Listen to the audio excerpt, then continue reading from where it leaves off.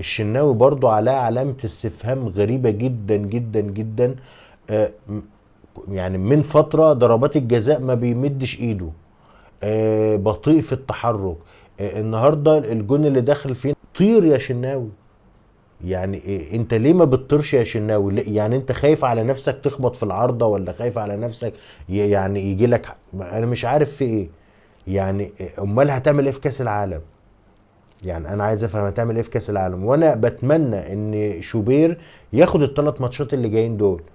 الاهلي مفيش فيه محسوبيه ومفيش فيه مجاملات. طالما الشناوي جدد خلاص. انت مش جددت خلاص تمام، سيب بقى المدير الفني يشتغل. سيب بقى المدير الفني يشتغل، لان كده الوضع صعب.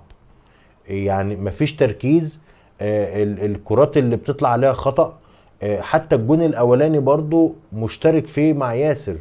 يعني برضو مفيش رياكشن قوي. مفيش خالص. مش عارف ليه الشناوي يعني مش مركز بالشكل ده. انت خلاص جددت والامور مستقرة. ركز بقى لان اللي جاي صعب. اللي جاي مش محتمل اخطاء.